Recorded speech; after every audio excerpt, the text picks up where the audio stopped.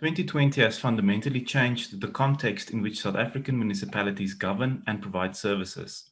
Future Cities Africa has partnered with South African Cities Network on a series of 4 episodes that look at how cities have fared during the pandemic and what fundamental lessons have been learned. We cover economic recovery, climate change, governance and municipal finance, and built environment. Nomfundo Dlamini is Program Manager for Productive Cities at South African Cities Network. Nomfundo, welcome. Give us a brief introduction on your role at South African Cities Network. Thank you so much, Dan. So my work focuses on strengthening urban economies. I look at elements that pertain to job creation and economic infrastructure investment, that pertains to spatial transformation, expanding economic participation, and also on improving local economic governance for our cities. Before we dive into economic recovery, let's reflect on the State of Cities report of 2016. Since then, what has changed for the better and what has changed for the worse? The 2016 State of Cities report stated that the economy is important for the development and growth of our cities, and that this growth must be premised on effective spatial transformation. So with mounting job losses and the economic downturn affecting both the rich and the poor, attention is increasingly focused on the role that cities play in stimulating and supporting economic development. So what our evidence has shown is that cities have been driving economic growth, with them also generating almost 2/3 of the country's economic activity and just over half of national employment. And that cities have also significantly improved their service delivery and generally have good strategies in place to facilitate economic growth and social development. So this places our cities, both our primary and intermediary, at the epicenter and taking a leading role in South Africa's economic recovery and development. And thus the key messages that were in our 2016 State of Cities report were that firstly, cities have a critical role to play in driving South Africa's economy. Secondly, the good story of growth and development has unfortunately not included everyone. So the SOC advocated that spatial transformation is a key lever for productive city economies and inclusive city growth. It also stated that our cities should develop bold economic development strategies that include the informal sector and public employment programs, and that our cities need to expand economic activities and participation through innovation, skills development, and targeted investments. And then lastly, that our cities should learn from one another's strength in order to improve their current business climates. So, how have our cities fared during 2020? Many are facing economic decline, crime and grime, and an overall demise as people and many employees move out of the cities considering the lockdown. I think it must be understood that there is an important role to be played by cities in unleashing South Africa's economy to both foster inclusive economic growth and also to create an enabling environment for future economies to bud. But this is obviously extremely challenging in the light of all the recent developments. But I do want to note a very important aspect regarding to what has transpired from a macroeconomic scale to discuss the resilience of what actually constitutes our economy. And for me, that is our people. So the resilience of people has demonstrated that we are capable of carving a new normal for our society. So even in the midst of loss of life, the crisis has presented an opportunity for us to reboot, redirect, and reorganize ourselves, our communities, and our interests. So economic governance now means putting health and safety at the forefront before capital interests. Preserving life means preserving our environment too, and these are the matrices upon which we need to rebuild our cities and to ensure more inclusive, sustainable, and transformative economic growth. Many corporates have taken their people out of the city, some even reporting to keep it that way until June 2021. What impact does that have on those that make a living from inner city business? For me, I'd like to actually pose that actually the opposite is quite true. So yes, in lush corporate configurated areas such as your Sandtons, Umhlanga Ridge, the waterfront areas, some conglomerate firms have had to consider employees working from home or rotational shifts.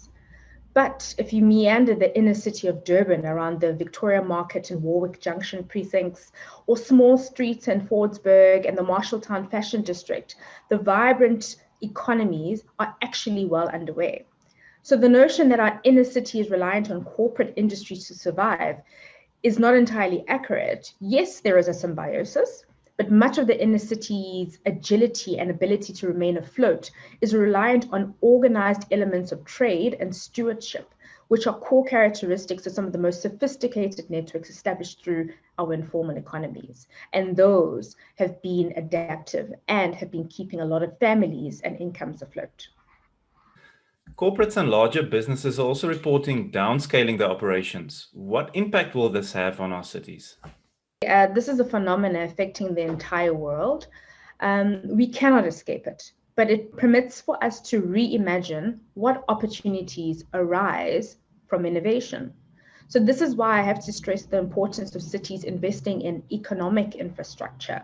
So besides the importance of roads and rail, water and housing provision, the provision of internet connectivity, a stable electricity supply, and upgrades in our water and sanitation provision would mean that anyone, anywhere can conduct business because we would be fundamentally connected through technology. So elements such as agribusiness and urban farming can also be realized. Supporting our township economies to be part of the value chain of industries can also be made possible. So again, I'd just like to emphasize the fact that in the midst of crisis, an opportunity is presented. And thus we need to undertake an approach that embraces the changes and also buffers the strain to be able to begin being agile enough to absorb the shocks and actually assist our society and our economy to morph into a new normal. Another global trend is that of remote working. What impact do you think that will have on our cities? So our current employment by sector is actually constituted with 5% of our workers in agriculture, 23% in industry, and an overall 72% within services, and which is a rather large proportion of individuals are able to work remotely. But most are rotational, and so an element of normalcy is currently underway as individuals have had to adapt their working environments to be more contingent with safety protocols. This obviously changes the level of service delivery that we are used to, the level of human interaction, and also being able to acquire the right kinds of needs and bases and services. However, I think we have to, as I stressed before, strengthen our economic infrastructure to be able to make connectivity more viable. There is a new normal that is underway. We cannot escape it, but our systems have to keep up with the changes that are occurring in the current world order. Otherwise, we will continue to stress and strain an already strained institutional capacity that hasn't been viable before the onset of the current situation. If people don't need to come to work, will that have an impact on our suburbs that are close to the city centers? And what is the economic impact of that? A new normal has transpired. One of virtual meetings and hand sanitization is now the new order.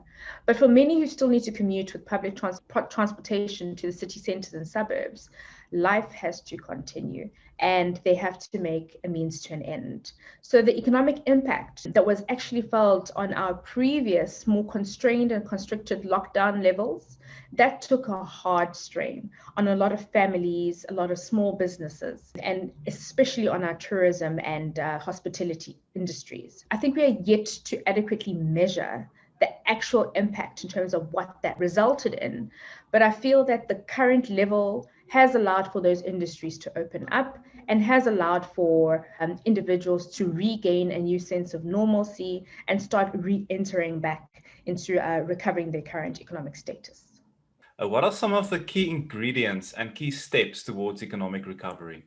So I've definitely thought this through, and I think part and parcel of our work has had to also kind of think about what is it that we need from a city level and also from a macroeconomic level and policy thinking level in order for us to constitute recovery of our macroeconomies and our urban economies. So the first thing that I'd want to advocate is that part and parcel of our economic recovery would need for us to change the current macroeconomic policy thinking, planning, and decision making. Because currently it is placed at the helm of national government. Yet we find that our economic interventions and the implementation actually transpires at a city level. So cities, unfortunately, are not economically empowered, and are excluded from championing macroeconomic thinking and decision-making to be able to influence policy planning and challenge the systemic way in which cities are financed in order for them to transform their current spatial form. So what we found is that our cities have been disempowered to have agency in their current urban economies and ineffectively steering themselves towards inclusive growth and sustainability. And that the critical role of cities in the national economy has unfortunately not yet been fully recognized and supported. And our cities require more than state funding to expand and maintain the provision of electricity, water, transportation, the telecommunications infrastructure, and the economic infrastructure that I spoke of in order for them to be able to support their sustainability. So I really feel that public sector investment will need to unleash the economic potential of infrastructure investment that makes economic potential of our cities to actually be realized. And this must be realized through equitable spatial transformation and an element of cooperative governance that actually also challenges the current strain that our intergovernmental relations system is currently under, because we don't have a lot of collaboration and we don't have a lot of cooperation between the various spheres, and especially pertaining to our sector regulations. These still need to stimulate our market competition and also promote for affordable access to quality services. It still baffles me how it is that data in South Africa is the most expensive resource, yet we expected to remain in an institution or in an organization that is led by 4IR, and yet we are still disenabling individuals to be able to have this element or have access to this element of economic infrastructure. So from a policy perspective, like I've been saying, I think our cities will need to be awarded the policy and regulatory autonomy to diversify their urban economies and to also be able to enable and foster innovation. With regards to smaller towns and smaller cities, how can they rejuvenate themselves to be more productive cities on the kind of same level that bigger cities are? I think the niche is not for the smaller towns or the intermediary cities to aspire to be primary cities, but to aspire to be the best version of themselves. I think what is essential here is firstly for us to develop concrete good governance structures and to also be able to build the internal capacity to be able to drive the macroeconomic reform of the local government state. And this is inclusive of all elements of our cities, from our towns to our intermediate cities, as well as to our primary cities. And this in and of itself will be able to establish a resounding economic agency of all our municipalities. If we're able to establish that particular space economy, which is quite hybrid, it has to have connections, it has to be strengthened in its complexities and also be perplexed, then we'll be able to derive the locational value proposition of our particular towns and intermediary cities, and then also be able to unlock what type of opportunities that will be able to transform the current city's urban form and economic capacity. And so I feel that spatial differences in our economic resources and the capabilities that are affecting our various city regions need to be capacitated to be more resilient and diverse in order for them to be able to have equitable growth. And so, unfortunately, the fundamental spatial inequalities are still quite inherent in our economic landscape. And this also kind of characterizes our unique characteristics pertaining to the different and distinct industrial mixes, workforce skills and infrastructure and governance elements that we find in the various categories of our cities. And so we have to have fostered and concerted effort that is able to sustain job creation, advocate for new economies and vibrancy, and also be able to mold our current institutions to be more adaptable, to assist in decision-making processes to be more streamlined, to ensure that there is cooperation, and more than anything, for economic governance and financial management to be adhered to in ways upon which that there is accountability and we are able to see transformation transpire at a local level. Do you think over the next 5 years, our cities will be economically more inclusive or less inclusive? We've had to meander very tough economic times. And unfortunately, and maybe fortunately, our cities have actually become the sites for economic agency, for resilience and innovation. Because whether we like it or not, elements that seem less sophisticated, such as our informal economies, have had individuals take on an element of economic agency and resilience and innovation that has not been planned for, that can also at times not be controlled, but has yielded to the sustainability and the sustenance of millions of South Africans, the countrywide over. So I would have to say that because of the nature of our people, who I've kept emphasizing are the most resilient and the most agile in their way upon which that they're not waiting for handouts, but they're trying to make a means to an end. Our cities are probably the most transformed. What we now need to merge is an element upon which we embrace this element of informality. And when I say informality, in no way do I mean, and I don't want individuals to ever think that the informal economy is not organized, is not complex, is not sophisticated, because those are some of the most sophisticated networks that far outbid some of the more corporate and conglomerates that we are so used to. And so I feel that transformation has transpired. It's inclusion that needs to transpire in the same length and breadth. So there still, unfortunately, are tensions between formal business and informal, and unfortunately also in our rules and regulations, especially when it pertains to our cities, planning, and the spaces and how it is that we foster for this hybridization to transpire. And I feel that that is what we need to foster more. Because unfortunately, what has been intrinsic in South Africa is that we have allocated areas according to your economic muscle. And this has not allowed for us to embrace the vibrancy and the agency that is of a robust economy that is transpiring. And so whether we are looking at housing provision, for example, we need to have more inclusionary housing across the board. Otherwise, we will still be separating the haves from the have-nots.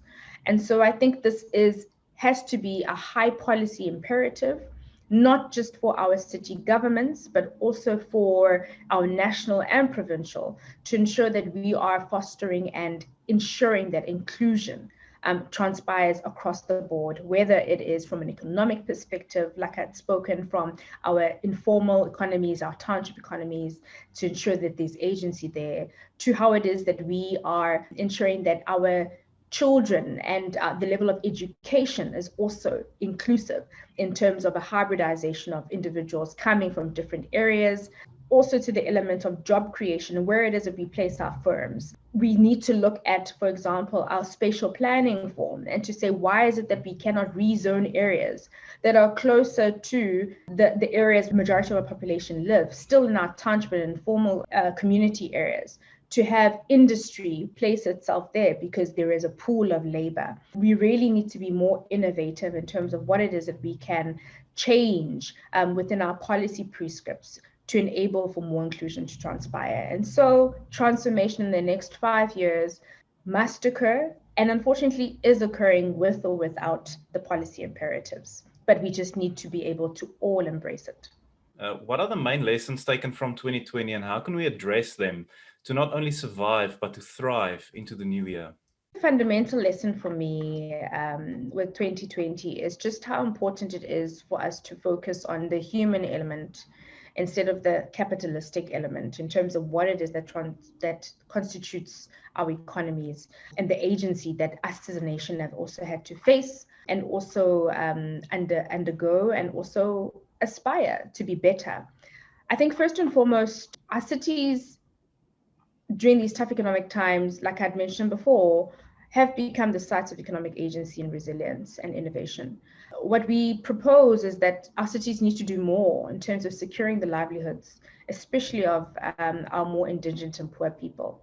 And this needs to be advocated through these innovations that need to take form in a way upon which that we advocate for more inclusive economic development. So the first and foremost element that I would advocate for is that our cities need to scale up on public employment programs. And these in and of themselves also support the development of city regions, of our informal economies, as well as advocating for more sustainable township economic development. We see this through how it is that our public employment programs have fundamentally been championed through national government, through the National Department of Public Works, through the Extended Public Works Program, but it needs an all of society approach. Industries also need to partner. And so we advocate for more private-public partnerships in sustainable public employment programs so that we can see more of our human capital or human resources being strengthened or given the element of empowerment to also have their skills developed, and their skills developed into industries that are currently constituting our economy and contributing to our growth. And that for me would be one of the main derivatives that I'd say that we need to focus on, because this also allows for more sustained and systemic inclusion through elements that would be linking our governance linkages together with our private sector. And unfortunately, especially pertaining to our intergovernmental relations framework, there's been very little evidence of that transpiring, either from a sector perspective and then also pertaining to the government sphere as a whole. I also feel that one of the things that we need to also advocate from an IGR perspective is to foster more peer-to-peer learning. Our cities are never pulled into a room together to discuss what are the challenges that one is facing and how it is that we can mitigate those challenges, and to also be encouraged to learn from each other. So our current intergovernmental relations framework has yielded very little evidence in terms of that peer-to-peer learning and best practice, outside, unfortunately, of cities being hauled into portfolio committee meetings or city budget forums in order for them to actually just report on compliance and expenditure.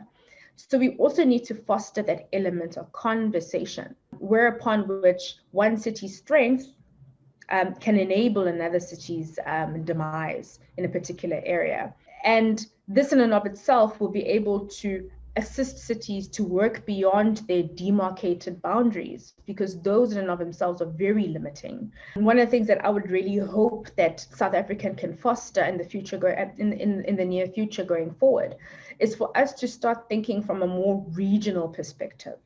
So let's consider our coastal cities as a coastal region. How is it that we can ensure connectivity, to ensure that our ports are expanded so that we're able to also compete with other cities and other regions in the world that have that expanse, and so that we're not limited to the municipal demarcations and the municipal boundaries? How is it that we can plan for our cities in a way upon which that we start looking at our sub-regional development? So, for example, SADC, what is it that we can offer as a SADC region in compared to South Africa competing with Mozambique or competing with your Namibia? How is it that we can strengthen connectivity and especially economic connectivity, so that we are able to also compete on the world scale? Because unfortunately, the time has long left us for us to be competing amidst each other to acquire capital investment and economic infrastructure, but rather for us to buddy up and to cooperate and to collaborate, so that we are much more stronger and we are also given the right kind of economic capabilities to be able to acquire more and do more.